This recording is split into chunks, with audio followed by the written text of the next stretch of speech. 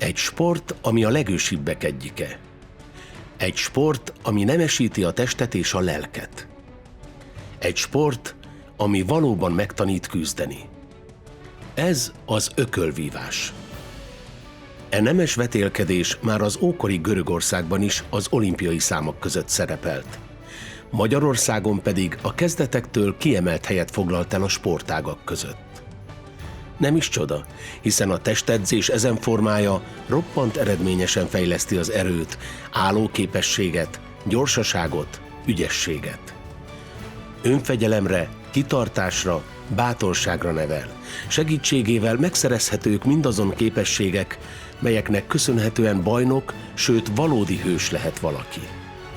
Ezt bizonyítják eredményeikkel a magyar ökölvívás ikonikus alakjai is, akik már életükben legendákká váltak. Ismerkedjünk meg most az olimpiai érmes ökölvívóinkkal, hiszen a legendák velünk élnek. A Magyar Ökölvívó Szövetség 1925-ben alakult. Elképesztő módon alig 3 évvel később a sportág már olimpiai bajnokot adott Magyarországnak. Az első olimpiai bajnok magyar ökölvívó a Ferencvárosi Tornaklub versenyzője, aki 1928-ban állt a dobogó legtetejére Amsterdamban. Ő Kocsis Antal, akit úgy neveztek Magyarország bajnoka. A 6-szoros magyar bajnok és Európa-bajnok Kocsis Antal ereje legendás volt. Olimpiai szereplése rendkívül emlékezetesre sikerült. A német Ausböcköt úgy ütötte meg, hogy ellenfele átesett a szorító kötelén. A teltházas közönség állva ünnepelte Kocsist. Az olimpiai döntőben kivételes lovagiasságáról tett tanúbizonyságot. Mikor iszonyú erejű ütésétől a francia bajnok térdre rogyott, Kocsis udvariasan felsegítette az ellenfelét. Később könnyek közt ezt írta Vadas Gyula nemzeti sport főszerkesztő emlékkönyvébe olimpiai győzelméről. A trianoni békeszerződésért. Éljen Magyarország! Az olimpiai arany megszerzése után a sportoló Amerikában Tony Kocsis néven profi boxolóként folytatta sportpályafutását. A tengeren túlon 53 mérkőzést vívott, amiből 40-et megnyert. Szobám falait szalagos babérkoszorúk, különböző sportképek, érmek, díjak, fényképek díszítik. Szívesen nézegetem ezeket a szép emlékeket, a kedves barátokat és a szülőföldemet idéző relikviákat. Bár nem szégyellem bevallani, olykor bizony elfacsarítják a szívemet, mert hát én még mindig magyar vagyok, és fradista, írta Kocsis. Következő olimpiai bajnokunk 1932-ben szerezte meg az aranyat 2 Európa-bajnoki és 4 magyar bajnoki címe mellé. Énekes István a budapesti Vasas Sportklub színeiben versenyzett 2 fivérével együtt. 1928-ban még nem került be az olimpiai keretbe. Kikapott Kocsis Antaltól, első ökölvívó olimpikununktól. Ám 2 évvel később Énekes István a Budapesten rendezett Európa-bajnokságon aranyérmet szerzett, így a Los Angeles-i olimpiára már igazi esélyesként érkezett meg. Énekes legnehezebb meccsét az amerikai Louis Salika ellen vívta, a zsúfolásig megtelt Olympic Auditorium 10 000-es közönsége előtt. Az amerikai közönség esélytelennek tartotta a magyar versenyzőt. Salika erősebb testalkatú volt, de Énekes sorozásait nem tudta kivédeni. A második menetben egy horogütéstől Énekes a földre rogyott, de minden erejét összeszedve végül a harmadik menetben felülkerekedett ellenfelén. Az amerikai közönség természetesen Énekes ellen szurkolt, de mikor a vezetőbíró magasra lendítette ökölvívónk kezét, a 10 000-es tömeg tapsviharral ismerte el a magyar bajnok teljesítményét. Nevét az évente megrendezésre kerülő Énekes István ökölvívó emlékverseny őrzi. Harangi Imre 1936-ban lett olimpiai bajnok Berlinben, emellett 6-szoros magyar bajnok, háborús hős. Gyenge fizikumú, betegeskedő gyerek volt. Nagyobb társai gyakran bántalmazták, ezért határozta el, hogy megtanul boxolni. Budapestre költözött, és a Mávag Gépgyári Sportegyesület kötelékében versenyzett. Tehetségét bizonyítja, hogy 6 éven keresztül zsinórban nyerte el a magyar bajnoki címet. Az 1934-ben Budapesten rendezett Európa-bajnokságon ezüstérmet nyert. Harangi keményen készült az olimpiára, közben napi 3 órát biciklizett munkahelye és az edzések között, mivel villamos jegyre már nem maradt pénze. A bajnoki címet hatalmas, szó szerint véres küzdelemben vívta ki. A magyar öklöző óriási ütéseiről az angol sajtó azt írta, még nem láttunk így ütni egy könnyű súlyút. Dán ellenfele Paul Kops térdre rogyott Harangi balhorgától. Kops feltápászkodott, és a küzdelem közben lefejelte Harangit. Mikor Kops már harmadszor fejelte le véletlenül Harangit, a magyar versenyző szemhéja csontig felhasadt.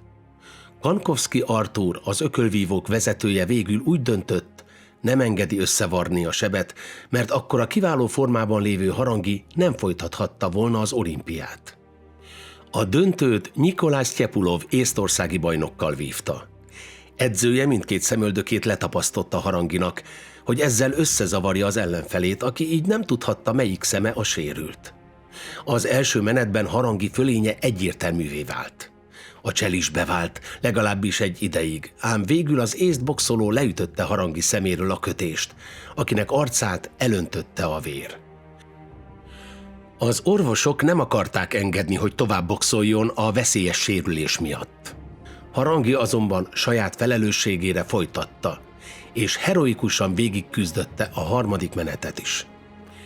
Bátorságának gyümölcse pedig az olimpiai győzelem lett. A szurkolók vállukon hordozták a bajnokot. Harangi nem csak a ringben bizonyította bátorságát. A második világháborúban a Magyar Királyi Honvéd légierő pilótájaként szolgált. Az egyik bevetés során kényszerleszállást kellett végrehajtania, és súlyos sérülésekkel eszméletlenül húzták ki a roncsok közül. Túlélte, és később a főváros légvédelmét látta el. A háború után Harangi visszatért a sporthoz, az ökölvívó utánpótlás nevelésében vett részt. Csík Tibor harmadsúly. 1948. London. Olimpiai bajnok. 1956. Budapest. Forradalmár. Csík Tibor 17 évesen már öklözött. Eleinte puszta véletlennek tartották győzelmeit, nem vették komolyan. Csík azonban bizonyított. 2 magyar bajnoki címet szerzett a szolnoki MÁV színeiben. Harcmódora miatt kiérdemelte a magyar tornádó becenevet. Elképesztő gyorsaságú ütéssorozatokat produkált, ellenfelei nem tudtak mit kezdeni kemény ütéseivel. Legendás edzője, Adler Zsigmond így nyilatkozott róla. Csík többet edzett, mint elvárták, szorgalmas volt, pihenő nélküli sorozásait ellenfelei nem tudták kivédeni. Csík olimpiai szereplése Londonban parádésan indult. Az első mérkőzést a brazil versenyzővel vívta. Fölényesen győzött. Aki így tud iramot diktálni, az már körülbelül győzött is, írta róla egy amerikai újságíró. Az angol Timesban pedig kis magyar tigrisként emlegették a győzelem után. A döntőben az olasz Giovanni Zuddasnak kellett szembenéznie Csík ökleivel. A belharcra kényszerített olasz hamarosan megtört Csík horogütéseinek megsemmisítő erejétől.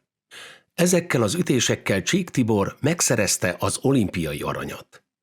A magyar rajongók tomboltak örömükben, miközben feltették a dobogóra. Így nyilatkozott olimpiai szerepléséről. Nagyon meg kellett küzdenem ezért a győzelemért. Nem adták ingyen. 2 meneten át az olasz csak egyet-egyet ütött, aztán lefogott, birkózott, fejelt. Nagyon nehéz volt, de a harmadik menetben nem bírta az iramot, ekkor végre belemehettem. Úgy érzem, meg is vertem becsületesen. Nagyon-nagyon boldog vagyok. Sportkarrierjét az 1956-os forradalom törte ketté, mivel aktívan részt vett az ellenállásban. Jelen volt a parlament előtti tüntetésen is, amikor az AVH és az orosz tankok a tömegbe lőttek. Túlélte a sortüzet, de a forradalom leverése után disszidálni kényszerült Ausztráliába. Következzék a legendák legendája, minden idők legnagyobb magyar ökölvívója, a kétszeres amatőr, majd profi Európa-bajnok, akinek Magyarországon kívüli sok neves rajongója volt. Köztük a francia filmsztár Jean-Paul Belmondo is. Papp László volt az első ökölvívó, aki egymás után 3 olimpián is felkerült a dobogó legmagasabb fokára. Ezt az eredményt a mai napig sem tudta senki túlszárnyalni a világon. Ökölvívó pályafutásának legnagyobb sikereit a Budapesti Vasas Sportklub versenyzőjeként érte el. Jobbkezes volt, de fordított alapállásra alapozott taktikájával sok meglepetést okozott ellenfeleinek. Versenyzői alkata és magassága miatt gyakran vállalta a belharcot. Horogütéseinek csak hamar félelmetes híre lett. Hamar bebizonyította, hogy ő a legjobb a szorítóban, és már többszörös magyar bajnokként lett a válogatott tagja. Az 1948-as londoni olimpiai belépője fergetegesre sikerült. A finn, a luxemburgi és a belga versenyző is lepadlózott Papp Laci ökölcsapásaitól. A döntőt az angol John Wright ellen vívta, és pontozással, de hatalmas fölénnyel megszerezte első olimpiai aranyérmét. A második olimpiai diadalát 1952-ben Helsinkiben aratta. A döntőben mindhárom menetben padlóra küldte dél-afrikai ellenfelét. 1956-ban legendás edzőjével, Adler Zsigmonddal készült a Melbourne-i olimpia mérkőzéseire. Az olimpián revansot vett a lengyel öklözőn is, akitől 2 hónappal korábban kikapott. A döntő mérkőzést José Torressel vívta. Az amerikai 2-s fedezékben próbálta túlélni a 3 menetet. Ez úgy, ahogy sikerült is neki, és talpon maradt. Torres hősies kitartásával megérdemelte az ezüstérmet. De az olimpiai aranyat Papp Laci nyerte, aki 3 olimpiai aranyéremmel a nyakában igazi nemzetközi sportsztár lett. Olyan nevekkel emlegették együtt, mint Muhammad Ali vagy Mike Tyson. Népszerűségét nem csak tehetségének, hanem elragadó személyiségének és sportszerűségének is köszönhette. 1957-ben a Nehéz kesztyűk című film ökölvívó főszereplőjét alakította. 1957-től professzionális ökölvívónak állt. Szinte minden mérkőzését megnyerte. Megszerezte a profi Európa-bajnoki címet is, amit 6-szor sikerült megvédenie. 1964-ben a profi világbajnoki cím megszerzését tűzte ki célul. Ám az akkori politikai vezetés nem engedte meg számára az indulást. Azzal indokolták, hogy a profizmus nem összeegyeztethető a szocialista erkölccsel. Minden idők legnagyobb magyar ökölvívója fájó szívvel, ám veretlenül vonult vissza. Aktív versenyzői évei után sem fordított hátat a sportágnak, és szervesen részt vállalt az utánpótlás nevelésében. Olyan olimpikonok nevelkedtek a keze alatt, mint Kajdi János, Gedó György, Orbán László, Botos András és Váradi János. Nem véletlen, hogy Papp László nevét sportaréna és tér is viseli, tiszteletére szobrokat emeltek. Ő valóban legenda a legendák között. A 6-szoros légsúlyú magyar bajnok, Török Gyula, az MTK színeiben bizonyított a lucerni Európa-bajnokságon ezüstéremmel, az 1960-as római olimpián pedig aranyérmet szerzett. Az olimpiai felkészülés során futóedzés közben elesett és eltörte a könyökét. 6 hétre gipszbe került a római olimpia előtt. A Magyar Olimpiai Bizottság viszont bízott Török képességeiben, és így is beválogatta az olimpiai csapatba, hiszen azt tartották róla, Török légsúlyban versenytárs nélkül áll. Amint lekerült a kezéről a gipsz, mindent megtett, hogy megerősítse jobb karját. Ez olyannyira sikerült is neki, hogy kirobbanó formában érkezett meg Rómába. Első ellenfele, Török legendás balcsapot ütésétől 2-szer is földre került, majd harmadszorra a földön is maradt. A magyar sportoló tekintélyt parancsoló módon kiütéssel indította az olimpiát. Következő küzdelme az ausztrál ökölvívó ellen ismét kiütéssel indult, de ezúttal az ellenfél felállt és megszorongatta a magyar versenyzőt. Ekkor török edzője Adler Zsigmond tanácsára taktikát váltott és belharcba ment át. A gyors váltás és záporozó ütései tovább juttatták. A harmadik meccsen az argentin fenegyereket Miguel Ángel Bottát küldte a padlóra, majd az egyiptomi El Guindi legyőzésével került a döntőbe. Ellenfele Szergej Szivko a Szovjetunió bajnoka volt. Török magabiztos volt a meccs előtt, magyar győzelmet jósolt. Tapasztaltabb vagyok és erősebb, és ami a döntő, mi kis ország vagyunk, jobban kell a győzelem. 4. aranyérmünket jelentené, de meg is szerzem. 25 000 néző zsúfolódott be a Palazzo dello Sport épületébe, hogy láthassák a szovjet-magyar viadalt. A szovjet nem adta könnyen a bőrét, mégis a második menetben véres fejjel vonult a sarokba. Török legendás balcsapotja felhasította a szemöldökét. Az utolsó menetben a szovjetet csak a gongszó mentette meg a kiütéstől. Amikor a mérkőzés vezető magasba emelte török kezét, a szorító, megtelt újjongó magyarokkal, hiszen ahogyan ígérte, megszerezte az olimpiai aranyat. Kajdi János váltósúly. Olimpiai ezüstérem, München 1972, 2-szeres Európa-bajnok és 9-szeres magyar bajnok. Kajdi János Szombathelyről költözött fel Budapestre, hogy életét az ökölvívásnak szentelje. A budapesti Honvéd ökölvívójaként gyorsan hírnevet szerzett. Többször is bekerült az olimpiai válogatott keretbe. Tokióban és Mexikóvárosban az olimpiai csapat tagjaként boxolt. 1972-ben Münchenben már igazi olimpiai veteránként versenyzett az 5 karikás játékokon. Kajdinak az elődöntőt egy vérszomjas kenyai boxoló, a Tigris Bece nevű Dick Murunga ellen kellett volna megnyernie, hogy a döntőbe jusson. A kenyai az előző ellenfelét akkora ütéssel terítette le, hogy percekig feküdt eszméletlenül. A Tigris rárontott Kajdira, ő viszont ügyesen kitért hatalmas ütései elől. Aztán ellentámadásba lendült, és a második menetben egy közepesen erős ütéssel földre küldte ellenfelét. Kajdi így nyilatkozott: ha ekkor beleadtam volna az összes erőmet az ütésbe, minden másképp történik ezen az olimpián. A mérkőzés harmadik menetében Kajdit hatalmas ütést találta el a mellkasán. A fájdalom ellenére tovább küzdött, és végül sikerült legyőznie Murungát, a Tigrist.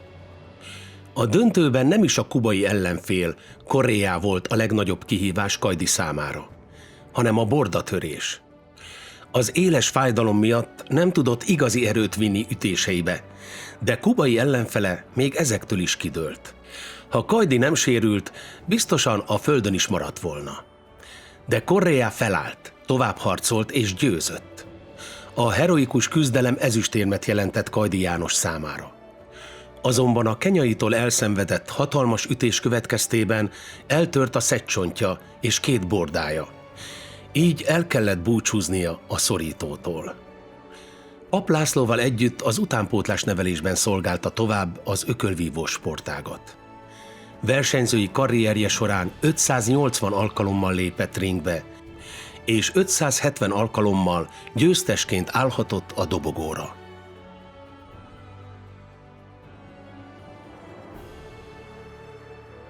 Orbán László, könnyűsúly, olimpiai ezüstérem, München 1972, 3-szoros magyar bajnok és Európa bajnok. Orbán László a grundon került kapcsolatba az ökölharccal. Mivel a srácoknak csak egy pár kesztyűje volt, a meccseket úgy vívták, hogy csak azzal a kezükkel üthettek, amelyikre jutott kesztyű. Valódi virtuóz volt, ellenfeleit kifinomult ökölvívói technikájával, ragyogó lábmunkájával és pontos találataival győzte le, nem pedig ütéseinek erejével. A közönség rajongott stílusáért. A kiváló öklözőre az akkori szövetségi kapitány Pap László is felfigyelt, így jutott ki az 1969-es Európa-bajnokságra. Orbán 1972-ben a müncheni olimpián technikai fölényét kiaknázva jutott el a döntőmeccsig. A döntőben lengyel ellenfele alig-alig találta el a magyar versenyzőt, ennek ellenére őt hozták ki győztesnek. Orbán László ezüstérmet hozott haza Münchenből, mégis az Európa-bajnoki aranyérmét tartotta pályafutása csúcsának. Megható érzés volt, hogy nekem játsszák a himnuszt. A magyar zászló az én dicsőségemre kúszik a magasba. A sok ezernyi ember engem éltet, nekem tapsol. Nem sajnálom a sok melóval eltelt éveket, kárpótol érte számos érem, köztük a legfényesebb, az Európa-bajnoki arany. A nehézsúlyú Lévai István 1980-ban Moszkvában lett olimpiai bronzérmes, emellett 9-szeres magyar bajnok volt.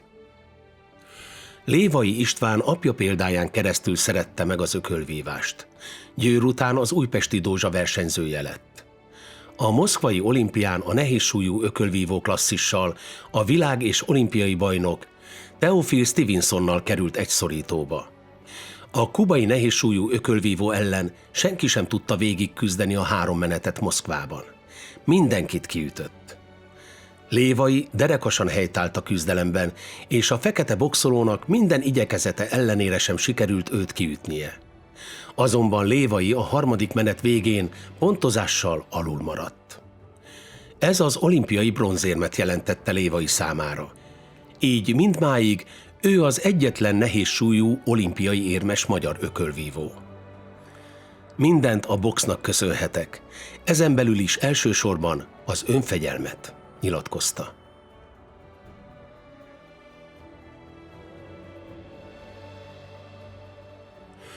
Isaszegi Róbert olimpiai bronzérem, Szöul 1988, papírsúly. Isaszegi Róbert a borsodi bányász kötelékében sajátította el az ökölvívást. Sikerének egyik titka, hogy mindig többet edzett, többet teljesített, mint amennyit elvártak tőle. A Budapesten rendezett 1985-ös Európa-bajnokságon 3. helyezést ért el. 1988-ban beválogatták az olimpiai keretbe. A szöuli olimpia elődöntőjében az amerikai Michael Carbajal a későbbi profi világbajnok ellen vívott hatalmas küzdelemben maradt alul, ám megszerezte a bronzérmet. Egy évvel később, 1989-ben az athéni Európa-bajnokságról ezüstéremmel térhetett haza. Amatőr karrierje után profi ökölvívóként boxolt, és a WBO interkontinentális kisvilágbajnoki címét is megszerezte. Mizsei György Barcelonában lett olimpiai bronzérmes, 7-szeres magyar bajnok, 2-szeres Európa-bajnoki bronzérmes. Mizsei György a Kiskunfélegyházi Honvéd Sportegyesület tagjaként versenyzett. A göteborgi Európa-bajnokságon bronzéremmel bizonyította rátermettségét, így ringbe szállhatott az éremért az 1992-es barcelonai olimpián. A szamoai ökölvívót, Fao Marcelinót kellett legyőznie, hogy a dobogóra állhasson. Mizsei mesterien kihasználta azt, hogy jobban képzett öklöző.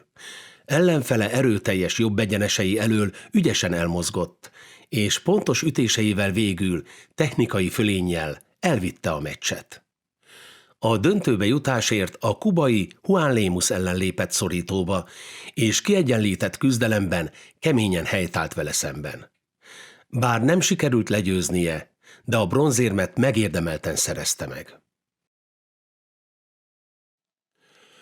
Botos András 2 Európa-bajnokságon indult, mindkettőn érmet szerzett.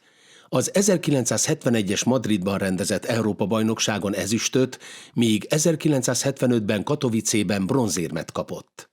Versenyzői karrierje során a müncheni és a montreali olimpián is megmérettetett. Az 1972-es müncheni olimpián 3. helyezést ért el. Pályafutása során 352 mérkőzésből 323-at zárt győzelemmel. Béres Zoltán 6-szoros magyar bajnok, a barcelonai olimpián félnehézsúlyú ökölvívóként szerzett bronzérmet. Amatőr pályafutását profiként folytatta. Félnehéz súlyú profiként gyakran nehéz súlyú ellenfelek ellen is helyt kellett állnia. Összesen 110 profi mérkőzést vívott, és nehéz súlyú profi magyar bajnoki címet szerzett. Mai napig aktívan edz. A magyar ökölvívás történetének egyik legeredményesebb versenyzője Kovács Kokó István. Gyakorlatilag minden létező eredményt elért, amit amatőr és profi ökölvívó elérhet a sportágban. A kezdetektől folyamatosan ragyogott csillaga, 8-szoros magyar bajnok, 2-szeres amatőr Európa és világbajnok. 2 olimpiai bajnokságon vett részt, Barcelonában bronzérmet, az Atlantai olimpián aranyérmet szerzett. Profi pályafutása során 11 kiütéses diadalt aratott. Profi Európa és világbajnoki címet szerzett. VBO európai elnöke. A Nemzetközi Ökölvívó Szövetség főtitkára. A magyar ökölvívás másik jelenkori klasszisa Erdei Zsolt. 2-szeres amatőr Európa-bajnok és Európa-bajnok ezüstérmes. 1997-ben a Budapesten megrendezett ökölvívó világbajnokságon bajnoki címet szerzett. 2000-ben bronzérmes lett a Sydneyben rendezett olimpián. A VBO félnehézsúlyú profi világbajnoki címét 11 alkalommal védte meg. Megszerezte a WBC cirkálósúlyú világbajnoki övét. Sportpályafutását profi Európa-bajnoki címmel fejezte be. A Madárfészek Ökölvívó Akadémián az utánpótlás neveléssel foglalkozik. Váradi János 6-szoros magyar bajnok és 3-szoros Európa-bajnoki ezüstérmes. Az 1980-as moszkvai olimpián légsúlyban bronzérmet szerzett. Amatőr pályafutása után profi ökölvívóként folytatta karrierjét. 6 profi mérkőzésből mindet megnyerte. 2 kiütéses győzelmet is aratott. Profi pályafutását veretlenül fejezte be. Visszavonulása után edzőként tevékenykedett. Az élő ökölvívó történelem a magyar ökölvívás aranykorának méltó képviselője. 8-szoros magyar, 2-szeres Európa-bajnok. A magyar ökölvívók rangidős bajnoka. Ő Gedó György. A müncheni olimpia aranyérmese. Az olimpiai felkészülés közben egyik ujja eltört. Gedó viszont nemhogy feladta volna, hanem még kitartóbban edzett, mondván, ha kell, félkézzel veri meg ellenfeleit. A mai napig elkötelezetten segíti a Vasas ökölvívó szakosztályának utánpótlás nevelését. A legnagyobb bajnok is kezdő volt valamikor. Nézzük, hogyan emlékeznek vissza a kezdetekre. Mit szerettem a kővásban? Ez egy összetett dolog. Szerettem a társaságot, amikor én kezdtem, ugyanazokkal folytattam egy jó pár évig. Honvédosak voltunk, és egy csapatban játszottunk. Most azt jelenti, hogy mindennapos kapcsolat volt, és közel kerültek hozzám. De edzők közül Pap László, Masszeven ülé. Edzőtárs Badari Tibi, Orbán Laci, Kajdi Jani. Mikor már megvolt a minimum vizsga, már mehettem versenyre, akkor jöttek az eredmények. A legelső mérkőzésem volt Debrecenben, és ott a területi verseny volt Serdülőben, és ott megnyertem a versenyt, továbbjutottam, és az olyan doppingot adott nekem, olyan lökést, hogy az egész végig kísért engem, egész a pályafutásomon. Ökölvást mindenféleképpen ki kell próbálni, mert egy nagyon jó önvédelmi sport. Az ember meg is tudja magát védeni, hogyha olyan helyzetbe kerül, illetve nagyon fejlesztő az akaraterőt. Általános iskolás voltam, ilyen 5-es, 6-os lehettem, és egyszer kaptam egy pofont az iskolában egy nagyobb gyerektől. És elhatároztam, hogy na most ezt össze fogom verni, agyon verem, és pont följött hozzánk egy rokon, aki boxolt az Evikbe. És mondta, hogy menjek le oda, nagyon jó hely, megtanítanak ütni, és akkor lementem az Evikbe, és nagyon megtetszett ez a sport. Nehéz volt összehangolnom a munkát, illetve az edzést, mert én általában éjszaka dolgoztam, vagy dolgoztam, vagy meccsen voltam. Én gyerekkoromban olyan 6-os lehettem, olvastam egy könyvet, a Muhammad Ali életéről szól, a végzett embere, és ennek a könyvnek a hatására kezdtem el érdeklődni az ökölvívás iránt. Mondhatom azt is, hogy irodalmi indítatása van annak, hogy én ökölvívó lettem. Volt egy Cegléden egy ilyen bemutató jellegű mérkőzés, azt még kezdetén, amikor úgy elfáradtam az első menetben, hogy fel is akartam adni. Mikor visszamentem a sarokba, akkor mondtam az edzőnek, Szántó Józsefnek, hogy adjuk fel, aztán visszalökött, megnyertem a meccset. 1984. decemberében találtam rá az ökölvívásra, de a történet onnan indul, hogy a családban nálunk mindenki az ökölvívással foglalkozott. Édesapám annak idején még öcsi bácsival is vívott mérkőzést, válogatottságig jutott, a két nagybátyám mindketten üzték az ökölvívást, sőt a bátyám is egészen kiváló. Ha nem is volt válogatott, de ott az ifi bajnokságokon mindig dobogós helyen végzett. Úgyhogy a családban nálunk mindenki bunyózott, de én ennek ellenére 1984-ig nem találkoztam az ökölvívással. És aztán 1984-ben sokadik sportágként a jégkorong, a labdarúgás, a kézilabda, a cselgáncs, az asztali tenisz után találtam rá az ökölvívásra. Egy barátom rángatott le magával az Evigbe. Egész pontosan Kőbánya-Kispestről mentünk hazafelé, és a Gyömrői úton található Evig sportközpont, az Evignek a sportbázisa előtt lelökött a buszról. A következő busz körülbelül fél óra múlva jött volna, ahogy mondtam, december volt, vagy november vége, december eleje, elég hideg volt, ezért úgy döntöttem, hogy nem várom meg a következő buszt, hanem bemegyek vele. És ha becsakom a szemem, akkor látom magam előtt az Evignek az ökölvívó termét 1984 év végén, amikor beléptem oda, azok az arcok, Ábrahám Karcsi, Kolompár Géza, Petrányi Zoltán, Béres Zoltán, és még rengeteg kiváló ökölvívó, akik akkor ott készültek, és Raffael Kálmán, nagyon szerettem az ő bunyóját is, és az edzők természetesen, Valleó Ferzoli bácsi, Krasznai Laci bácsi, Koncz Bandi bácsi, és akik akkor ott Fehér, vagy Misi bácsi, és a többiek, akik akkor ott dolgoztak. És én azonnal beleszerelmesedtem az ökölvívásba, azonnal aláírtam az igazolási papírt, vagy amit akkor egy kezdőökölvívónak ki kellett tölteni, és innen indult számomra ez a fantasztikus, azt kell mondjam, hogy nem sportág, hanem élet. Innentől egészen más irányt vett az életem. Nem volt mindig felfelé ívelő ez a karrier, voltak benne kisebb-nagyobb hullámvölgyek, de az, hogy ott akkor eldőlt az én életem egy örökre, az teljesen egyértelmű. Birkózó szerettem volna lenni, de mivel annak idején nem volt birkózó szakosztály a központi sportiskolába, így valahogy ilyen nevelőszülői, meg szülői javaslatra választottam a bunyót. Ahogy beléptem az edzőterembe, éreztem, hogy minthogyha itthon lennék. Úgyhogy onnantól kezdve nem is nagyon volt olyan edzés, ahol nem voltam ott, ha csak nem voltam beteg. Úgyhogy nekem így kezdődött tulajdonképpen, ez 1984-85 körül volt, amikor először beléptem az edzőterembe, és tulajdonképpen azóta tart ez az óriási szenvedély. Az ember csak olyan dologban lehet eredményes, amit szenvedéllyel csinál. És én szenvedélyes bunyós voltam, én meggyilkoltam magam minden egyes edzésen. Minden egyes edzés után tulajdonképpen a hamvaimból kellett újra ébrednem, mint a főnix madárnak, és ez volt az, ami igazából eredményre vezetett. Tehát maga a szenvedély volt az, ami idáig elrepített. Hiszen minden srác általában a focival kezdi. Én magam is labdarúgóként kezdtem el, mint serdülő focista, és aztán egy szép napon ilyen pufogásokat hallottunk, és ez volt az ökölvívó boxterem, a építők előre ökölvívó terem. Én ott álltam az ajtóba, és valaki belökött hátulról. És hassal becsúsztam, és odajött hozzám Kocsia János, az volt az akkori építők előre ökölvívó szakosztályának az edzője, és fölemelt, és mi van kisöreg, ide szeretnél járni? Hát talán.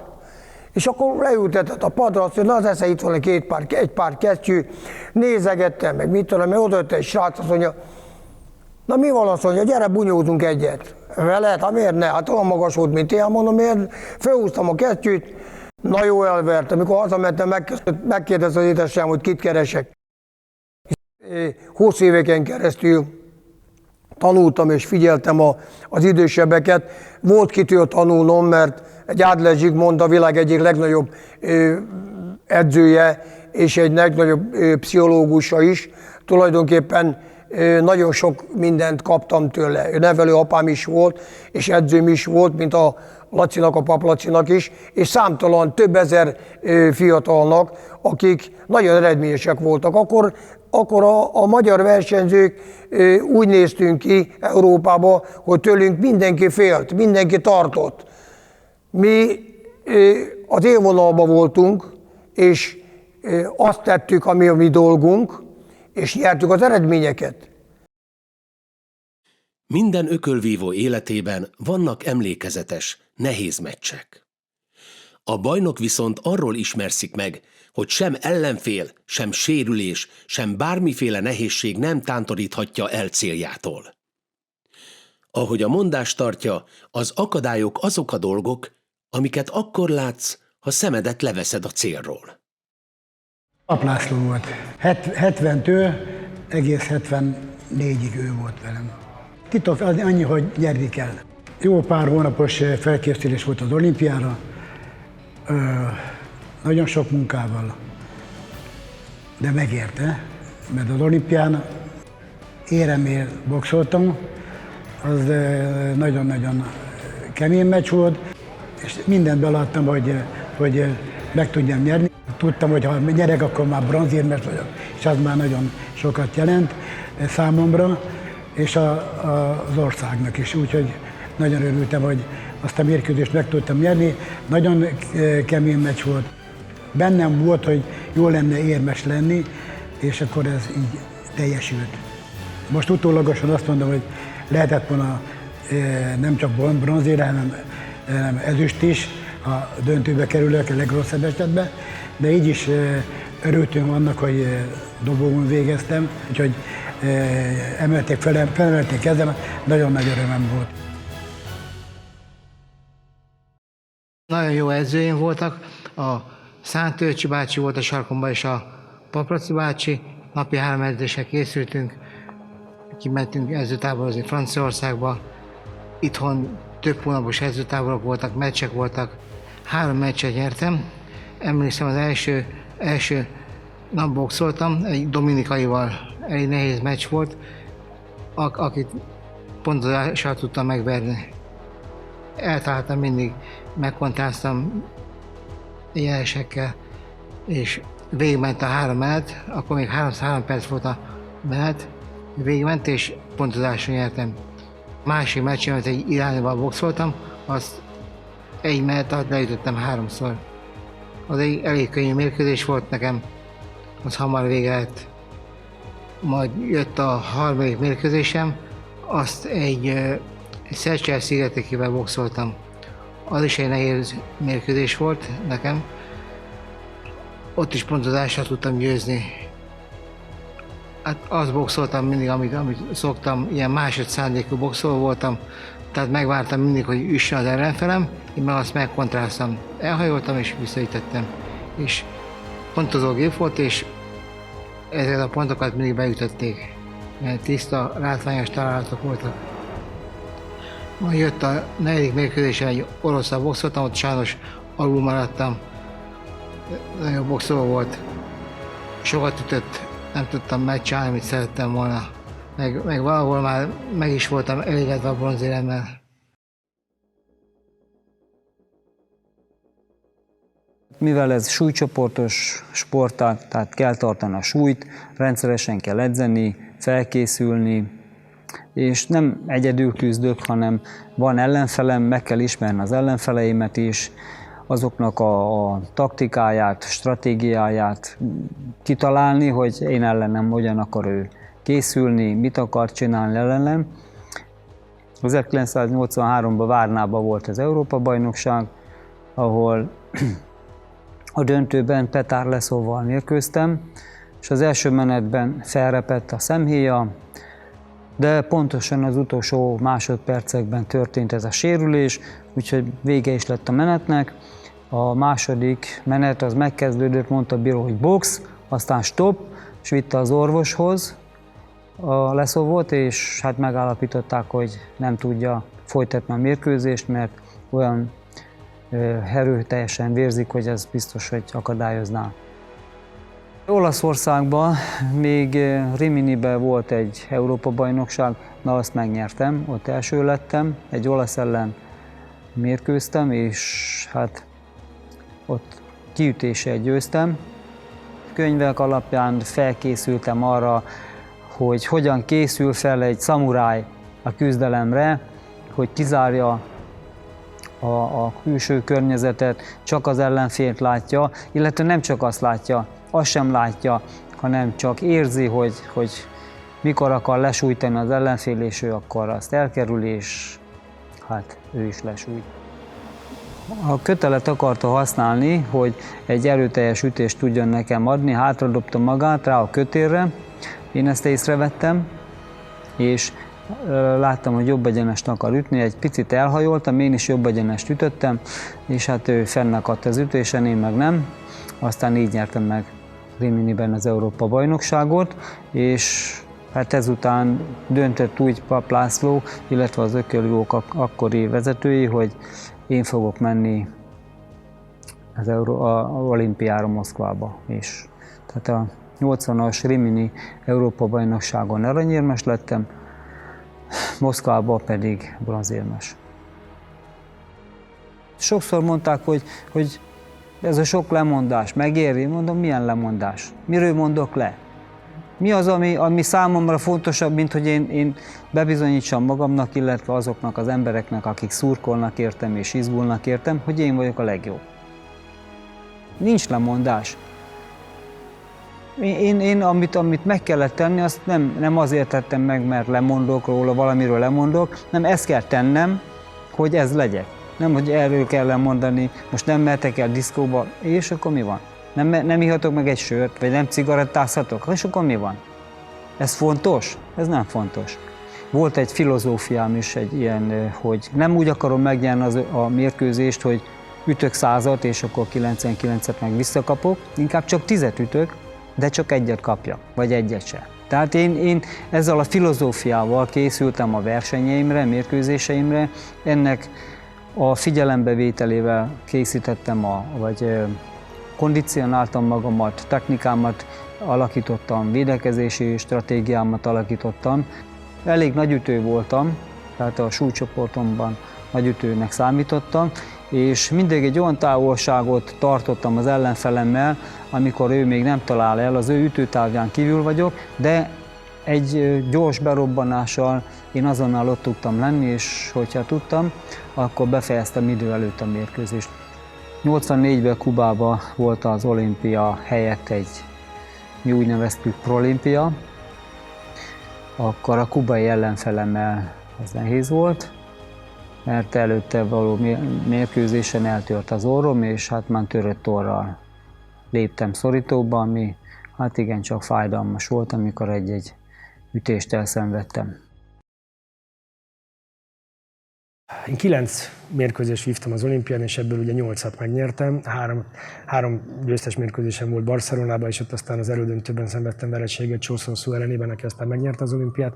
Atlantában pedig mind az 5 mérkőzésemet megnyertem, és mindegyikre nagyon nagy örömmel emlékszem, még az egy vereségre is, mert maga az olimpia az egy olyan élmény, azon részt venni, akár versenyzőként, akár edzőként, sportvezetőként, újságíróként, szurkolóként, hogy ez egy örök élmény, de Atlanta meg maga volt a csoda. Ha egy pillanatot kell kiemelnem, akkor az utolsó mérkőzésem Arnaldo Messa elleni, a kubai srác elleni döntő második és harmadik menete közti szünet volt. Amikor megtudtam, hogy jelentős előnnyel vezetek és fordulok rá, akkor még úgy gondoltam, hogy életem utolsó mérkőzésének utolsó menetére, mert úgy volt, hogy én az Atlantai Olimpia után befejezem, akkor egy hirtelen nagy boldogság ömlött végig rajtam, és én akkor abban a pillanatban én már olimpiai bajnoknak éreztem magam, annak ellenére, hogy még volt hátra 3 perc, egy teljes menet. És amikor leültem a sarokba, Öcsi bácsi feljött, ő pedig valamiért nagyon ideges volt. Tehát talán ő is megérezte ennek a tétjét, hogy már csak 3 perc választ fel minket attól, hogy olimpiai bajnok legyek.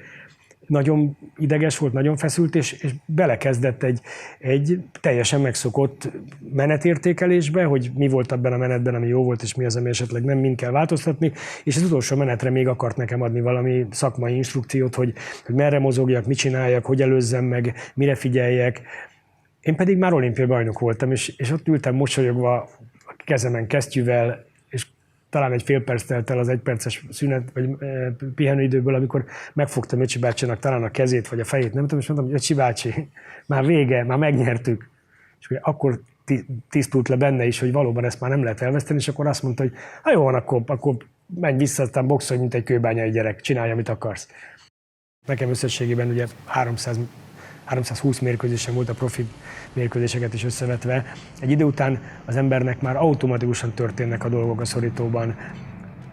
Főleg amikor az embernek sikerül azt a pszichés háborút megnyernie, amikor az akaratomat rá tudom az ellenfélre kényszeríteni, és anélkül, hogy ki tudnám mondani, vagy le tudnám írni, de pontosan tudom, hogy mit fog csinálni, mi lesz az ő reakciója. Sőt, ha nagyon ügyes vagyok, és nagyon jó, és nagyon tehetséges, akár több lépéssel előre tudok gondolni, mint a sakkban, amikor azért történik valami, mert én 3 lépéssel ezelőtt valamit léptem. És ugyanez az ökölvívás is. És amikor ez megvalósul, az egy csodálatos, az olyan lehet, mint amikor egy zeneszerző odaül a zongorához, és becsukott szemmel valami előjön. Nekem minden egyes mérkőzés hatalmas nagy élményt hozott, és úgy éreztem, és talán nem vagyok nagyon nagyképű, hogyha ez az élmény ez közös volt, mert ezt még most is nagyon sokan állítanak meg az utcán, és mesélik el nekem, hogy melyik mérkőzésemet milyen közökben, hol élték át, hogy élték meg azokat a szombatestéket, amikor összegyött a család, amikor baráti társaságok együtt egy hatalmas sörözés közepette megnézték a Kokó mérkőzését, úgyhogy a profi pályafutás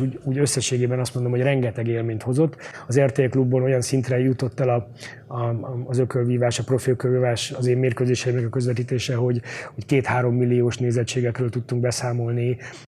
Volt olyan lübecki mérkőzésem, ahol több magyar szurkoló volt, Németországról beszélünk, mint német ember volt. Tehát gyakorlatilag a magyarok nagyobb számban jelentek meg, köszönhetően annak, hogy Lübeckben van egy húsfeldolgozó, ahol több ezer magyar dolgozik, és amikor ott volt a mi mérkőzésünk, akkor 1200 magyar szurkoló jött ki a 2000-es csarnokba, tehát 800 nem magyar szurkoló volt, nem is értették a németek, miközben egy német vívta a főmérkőzést, nekem meg egy 8 menetes felhozó mérkőzésem volt. Vagy a müncheni világbajnokság, a világbajnoki címem január 27-én 2001-ben, amikor a müncheni csarnokban Vitali Klitschko vívta a főmérkőzést, én voltam a úgynevezett co-main event, a második főmérkőzés, és lényegesen több magyar szurkoló érkezett ki, mint bármilyen más nemzetnek a szurkolói, úgyhogy ezek óriási élmények voltak. Nagyon szépen köszönöm az összes magyar szurkolónak, hogy eljöttenek ide Münchenbe, és segítettetek abban, hogy megszülessen gyönyörű szép kisországunk első profi világbajnoka.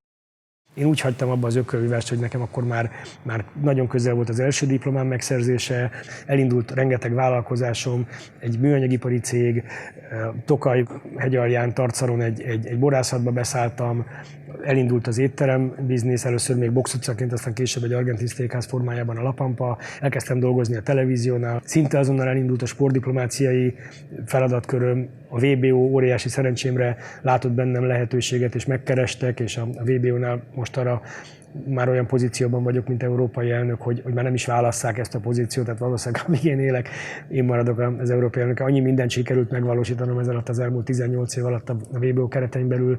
A Nemzetközi Olimpiai Bizottság is megkeresett, bármilyen területen talál rám akár a feladat, akár én találom meg a feladatot, megpróbálom a maximumot kihozni magamból. 4 olimpián vettem tulajdonképpen részt, és mindenhol tulajdonképpen a rutint és a tapasztalatot sikerült összeszednem. Ami engem a csúcsra fölemelt, az tulajdonképpen a 20. olimpián volt, 1972-ben Münchenben, ahol 121 ország vett részt, 7123 versenyző volt, aki ezen az olimpián közreműködött. 5 mérkőzésem volt, mind az 5 mérkőzést megnyertem, és a döntő mérkőzés volt az, amikor a második menet végén kimentem a szorítóba, és a Zsika bácsi, az Adler Zsika, aki a nevelőapám is, edzőm is volt, mint a Paplacinak, mondta azt, hogy ide figyelj, fiam, most kaptam a hírt, azt mondja, hogy újságban benne van, hogy robbantani fognak, ha folytatjuk az olimpiát. Úgyhogy jó lesz, ha iparkodsz. Ez volt a szöveg. Olyan ideges volt a kísérek, hogy a vizes vödörbe belelépett, úgyhogy cuppogott a szandája szegénynek. Mondom, nyugi, mondom, a harmadik menet dönti el az egészet. És tényleg ez így volt, úgyhogy a Kim Il-gil, a koreai versenyzővel verekedtem a harmadik menetet, és ott sikerült tulajdonképpen legyőznöm, és így lettem olimpia bajnok a 2 Európa-bajnokságom mellé.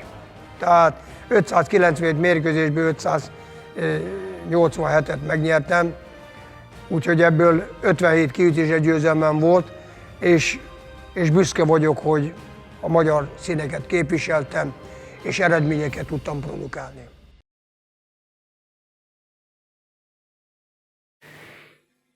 Az ökölvívás során rengeteg élményben volt részem nyilvánvalóan, hiszen amikor az ember a dobogó legtetején áll, akkor az egy óriási élmény. Arról nem is beszélve, hogyha mondjuk hazai közönség előtt, több ezres közönség előtt áll a dobogó legtetején, vagy ha a profi pályafutásomat nézzük, hazai közönség előtt védhetem meg mondjuk a világbajnoki címemet, vagy lehetek világbajnok, azt hiszem, hogy ennél felemelőbb érzés kevés van. Ami nekem a legtöbbet adta az életben, egy bizonyos mérkőzésre tudok igazából ráfókuszálni, az pedig egy Medi Sanun elleni profi mérkőzés volt, amikor azt hiszem a 4. vagy az 5. címvédő mérkőzésemen kerültem szembe ezzel a Marseille fiúval. Los Angelesben készültem fel erre a mérkőzésre. Annak idején a Klitschkóval együtt edzettünk, és a Vitali Klitschkóval. Az edzőnk ugye közös volt, Fritz Tunek, és amikor a Vitali készült fel egy amerikai mérkőzésére, akkor én is kint voltam, és ott készültem, és volt egy nagyon erős fiú, egy edzőpartner, egy súllyal nehezebb nálam, tehát cirkáló súlyú, 8-10 kiló lehetett köztünk a különbség. Ez az edzőpartner, ez kőkeménynek bizonyult, és mondta az edzőm az első edzés után, hogy Zsolt, ez egy kicsit erős ez a fiú. Hát igen, Fritz valóban erős, valóban 8-10 kilóval nehezebb nálam, de azt gondolom, hogy ennek a fiúnak nagyon hasonlít a stílusa a következő ellenfelemre. Úgyhogy én megmondom őszintén, amellett kardoskodtam, hogy továbbra is vele készüljek. Na hát a következő edzésen a fiú oldalba vágott, és eltörte a bordrámat. És ez volt, mondom, 9 nappal a mérkőzés előtt. A mérkőzést nem akartam már semmiképpen visszavonni, hiszen ez egy televízió által közvetített, élőben közvetített mérkőzés volt, nem csak Magyarországon, hanem Németországban is. Na most a mérkőzésen az első 4 menetig nem is volt probléma, addig kitartott az erőm, de utána már nem. Ugye azáltal, hogy nem tudtam olyan mély levegőket venni, az izomzatnak az oxigénellátása sem volt annyira megfelelő, úgyhogy rettenetesen elfáradtam. Jött az 5.-6. menet, amikor a fiú csak jött, és ütötte a horgokat, felütéseket, persze a bordára is kaptam, ami éppen eléggé fájt. És a 6. menet után, miután az 5.-6. úgy megvert, hogy egy hadseregnek is elég lett volna, akkor bezuttyantam egyszerűen a ringsarokba, és mondtam az edzőnek, hogy vége. És akkor a Fritz egyszer csak letérdelt elém, és így megdörzsölgette a fülemet. Azt mondja, Zsolt, figyelj rám. És úgy valahogy kizártam az egész külvilágot, és valahogy annyira csak az ő hangjára tudtam figyelni. Azt mondja nekem, Zsolt, meg tudod csinálni. Annyit edzettünk. Meg tudod csinálni a családodért, a hazádért. Megérkezett a 12. menet. Ugye az ember látott Rocky filmeket, és mindig ugye a végén van a csattanó, és akkor egy óriási nagy küzdelem, és hogy én mindezt átéltem, tehát hogy ez nem vicc. A 12. menet utolsó percében már csak tényleg már támolyogtunk mind a ketten egymással szemben, és akkor egyszer ő ütött, egyszer én ütöttem, és akkor már a Tököli útról hoztuk az ütéseket. Tehát, hogy igazából már nem figyeltünk oda semmire, és akkor egyszer csak egyik pillanatban hopp, elkaptam. Sikerült halántékon eltalálni, és megrodjant. És abban a pillanatban, ami addig volt összes fáradtság, egyszerűen eltűnt. Én olyan friss és fit lettem, odaugrottam, és hát tulajdonképpen addig ütöttem a fiút, amíg a bíró le nem szedett róla, és döntőfölényt nem hirdetett. Halálos élmény volt. Tehát az, amikor az ember bejut a pokolba, és a pokolból ki tud valahogy keveredni. Egyszerűen egy heroikus küzdelem végén meg tudtam őrizni a világbajnoki címemet, és ez azóta is, ha visszagondolok rá, akkor az életben bármilyen nehézségbe is ütközök, akkor rájövök, hogy ez annyira távol van attól, amit én akkor átéltem, és hogyha én azt akkor átéltem, és ha én azon akkor túltettem magam, és győzedelmeskedni tudtam, akkor ezt is meg tudom oldani. Úgyhogy nekem ez a mérkőzés talán azért volt ennyire speciális, mert ettől kaptam a legtöbbet. Nem ez volt a legszebb mérkőzésem, nem itt voltam a legtechnikásabb, nem itt voltam a legparádésabb, nem itt ütöttem a leggyorsabbal egyenest, vagy nem volt látványos kiütés a végén. De mégis, amit én belülről átértem, és mindaz, amit ettől kaptam, amitől én sokkal jobb ember is lettem, ez volt az a meccs. Az ökölvívás jövője főként sportszerető fiatalságon múlik. Ám a lelkes sportolók mellett a professzionális edzésmódszerek alkalmazása és a modern edzéskörülmények megteremtése is döntő fontosságú. Olimpikonjaink így látják a sportáguk jövőjét. Megkövetelem azt a munkát, vagy a fegyelmet, amit kell, és vannak, mikor játékos edzések, vannak, mikor keményebbek, úgyhogy nem csak a keménységről van szó, a kemény munkáról, hanem a kis játékos edzés, ami a gyerekek az felszabadultan csinálják. Úgyhogy annak örülök, hogyha minél több gyereken edzésre. Salgóterem csinált egy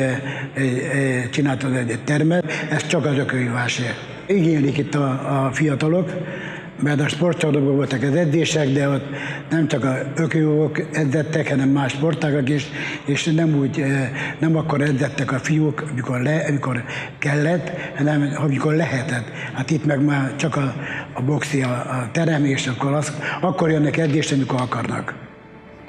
És ha úgy dolgozik az ember, gyerek, aki meg ahogy akarja is, akkor jönnek az eredmények is. És ahogy mondtam, hogy az olimpián, hogy 3. lettem, hogyha ő ezt eléri, akkor már boldog is lehet. És hogy aki megkedveli azt a helyet, vagy a sportágat, akkor nem hagyja abba, csinálja. Ez egy élmény. Én nagyon szeretem a sportágat, hát ebben nőttem föl. És hogyha, amit én a boxból tudok, és át tudom adni a fiataloknak, az már nagyon jó érzés.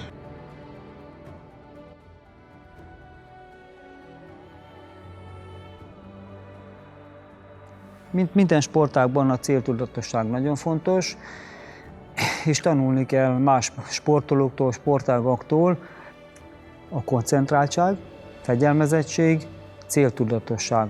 Azt hiszem ez az, ami hozzásegítheti egy versenyzőt ahhoz, hogy nagy bajnok legyen.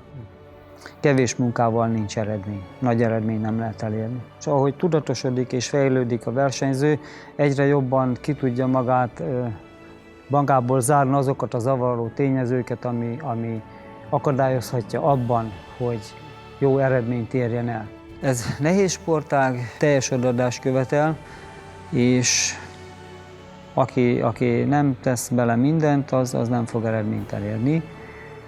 Azért is érdemes az ökölvívást elkezdeni és kipróbálni, mert az önvédelem nemes művészete, ahogy Széchenyi István is mondta, és ő is kipróbálta és szerette, vagy Veselényi Miklós, aki tudomásom szerint ténylegesen is mérkőzött Angliába, és ő is nagyra tartotta az ökölvívás nevelő hatását.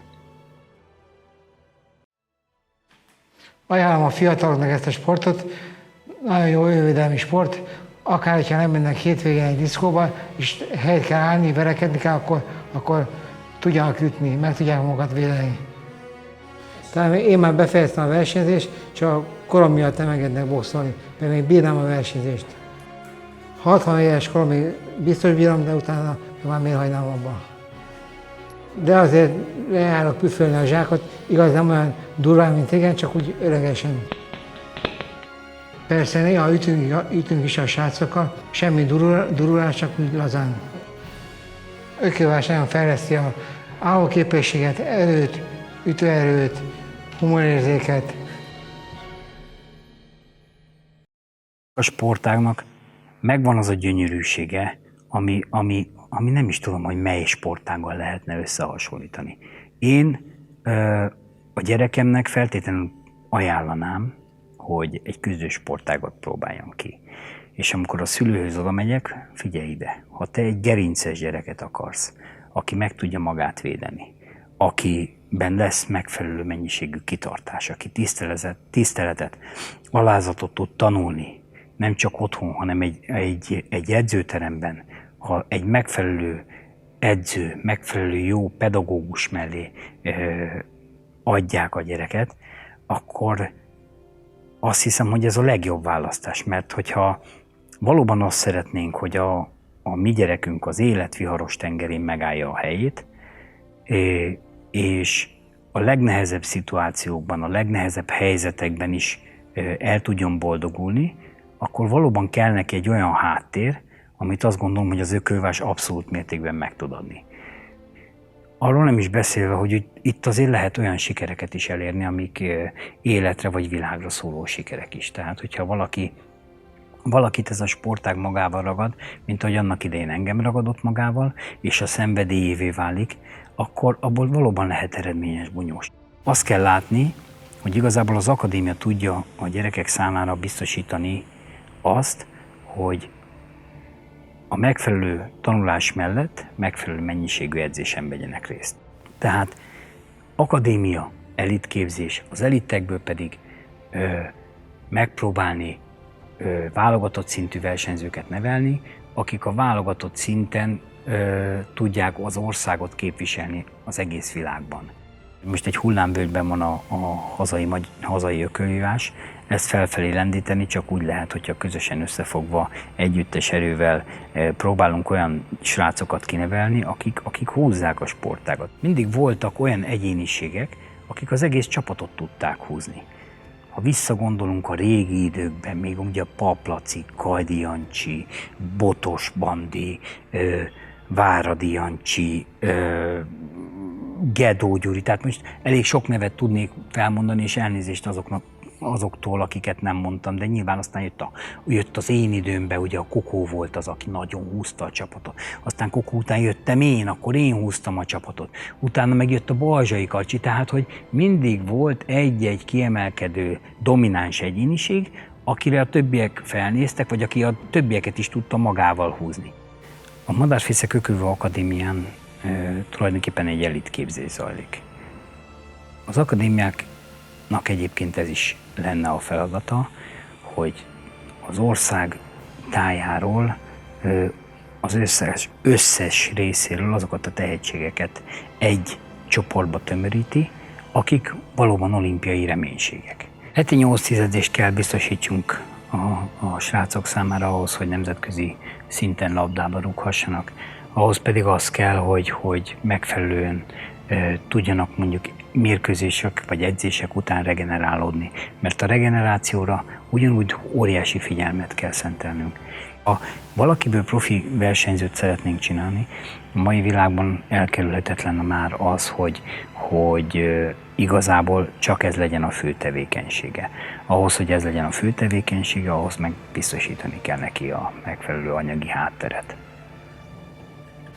Ez egy nagyon nehéz sportág, borzasztó kemény, hellyel közel igazságos, de nagyon sok mindent kér attól, aki bajnok akar lenni.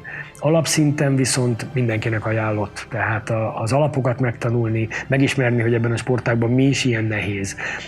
Szembenézni valakivel egy az egyben, csúnya szóval face-to-face a szorítóban találkozni valakivel, az egy életet meghatározó élmény, amikor az embernek le kell küzdeni a saját félelmeit, a fájdalomtűrő képessége sokszor egy olyan érzést ad neki, amivel nem biztos, hogy máshol találkozik, amikor látja a megvalósítható célt, és tudja is az utat, hogy min kell végigmenni, és ez az úton micsoda fejlődésen, ahogy szokták mondani, az út maga a cél, hogyha ezen az úton végigmegy egy gyermek, akkor ebből nagyon sokat profitálhat az élet egyéb területein, úgyhogy ajánlom mindenkinek egy bizonyos szintig, és akkor aztán annál a szintnél a megfelelő szakemberek, a szülők döntsék el, hogy engedik-e tovább, vagy azt mondják neki, hogy inkább a tanulás, vagy inkább valamilyen másik sport. Nagyon-nagyon sok minden kell ahhoz, hogy valakiből nagy bajnok legyen, de azt hiszem, hogy a magyar virtus, a magyar gyerekekben meglévő ökölvívás, az elengedhetetlen kritériumok, a bátorság, az ügyesség, A sportágunk tradicionális múltja, az a szakmai örökség, amit cipelünk most már több mint 100 éve, az azt eredményezi, hogy azért ma Magyarországon megvan annak a lehetőség, hogy valakiből nagy bajnok legyen. Mindig az újat kerestem, és mindig megtaláltam az újat. Így lettem edző is, így lettem nevelő. Nekem a lényege mindig az volt, hogy az ökölvívó sportágot hogyan lehet legrövidebb úton megtanulni, hogyan lehet szakmailag átadni azokat a fogásokat, azokat a szakmai tudásokat, amik ma a 21. században nagyon fontos. Mert az első, második, harmadik ilyen sikeres eredmény az tulajdonképpen ad egy olyan lendületet a fiataloknak, hogy ezt mégis érdemes csinálni, mert micsoda ügyesség, micsoda szépség van, micsoda taktika és technika van benne, hogyan kell ezt alkalmazni, és ez felhívja a figyelmét a fiatalnak. Tehát ez egy nagyon fontos dolog. Több száz versenyzőm volt, Egerben 80 gyerekkel dolgoztam, itt a Vasas Sportegyesületben 100 gyerekem volt. Ma is vannak itt a Vasas Sportegyesületben, nagyon sok tehetséges fiatal kerül ki innen. Ez egy nevelő központ. Tehát a Gedó Box ökölvívó terem az tulajdonképpen arról szól, hogy itt a gyerekeket nem a verekedésre tanítjuk, hanem az ökölvívásra. Mert azt mondják, hogy boxoló, ugyan már? Nem. Ökölvívó. És az ökölvívás és a box között, mondom, óriási különbség van. A boxoló az kint van az utcán, meg a kocsmában.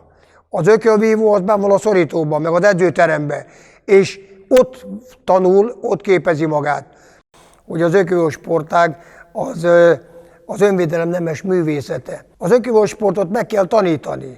Szeretni kell, el kell magyarázni, és meg kell mutatni, hogy hogyan lehet a legegyszerűbben megtanulni, hogyan lehet legkönnyebben és leghamarabb, leggyorsabban megtanítani az ökölvívó sportágra. Annyiféle fiatal van, annyiféle adottság van. Ezt fel kell ismerni. Ha az edző nem tudja felismerni, hogy milyen adottságokat rendelkezik egy fiatal, akkor nem fogja tudni tanítani, nem fogja tudni nevelni, nem fogja tudni arra ösztönözni, hogy mi az, ami neki lesz jó. Hogyha valakit megütnek, azelőtt a vörös függöny legördül, és akkor elönti a méreg, és most ütök, vágok és vissza, sokkal több ütés kap, sokkal nagyobb verést fog kapni, mintha nem nekiugrik az ellenfelének. Ezt kell megtanítani, amik szükségesek ahhoz, hogy a világban helyt tudjunk állni újra, és be tudjuk bizonyítani, hogy ez a magyar ökölvívás. Ez mi vagyunk. Ez a lényeg az egésznek.